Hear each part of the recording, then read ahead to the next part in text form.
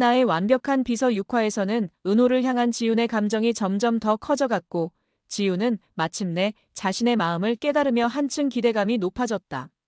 아빠의 연애를 원하는 딸 별이와의 3자 대면 위기는 별이가 알아보기 전에 얼굴을 돌린 지훈의 발빠른 기지로 간신히 모면했다.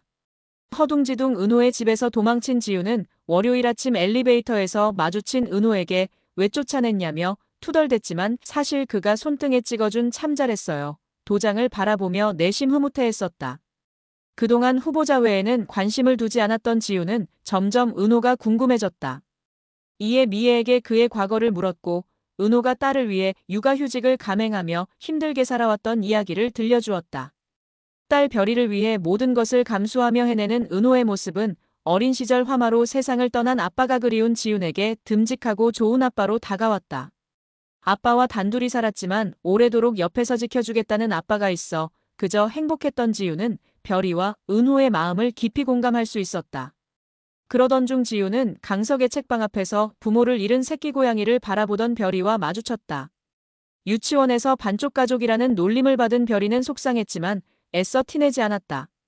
이를 눈치챈 지훈은 사랑은 양보다 질이야. 2명이라고 2배 사랑받는 거 아니라고. 온전히 사랑해주는 사람 1명이면 충분해라며 경험에서 우러나온 따뜻한 위로를 건넸다. 그때 별이가 도망가는 고양이를 쫓아가다 자전거에 부딪히는 사고를 당했다. 지훈의 연락을 받고 다급히 응급실로 달려온 은호는 별이가 유치원에서 겪은 일까지 전해 듣고 속상해했다. 은호는 별이가 엄마의 빈자리를 느끼지 못하도록 최선을 다해왔지만 결국 벽에 부딪힌 듯한 좌절감을 느꼈다. 그런 그에게 지훈은 지금 잘하고 있어요. 적어도 유 실장은 별이가 찾을 때 항상 옆에 있잖아요. 별이도 아빠가 노력하는 거 알 거예요 라며 위로를 건넸다. 그리고 상심한 은호가 끼니를 챙기지 못할까 걱정돼 죽을 사오기도 했다. 그렇게 지훈의 마음은 점점 더 깊어갔다. 지훈을 항상 지켜보던 정훈이 두 사람의 감정을 가장 먼저 눈치챘다. 그는 지훈에게 유 실장한테 강 대표는 좋은 사람인가 보다. 강지훈한텐 유은호는 어떤 사람이야?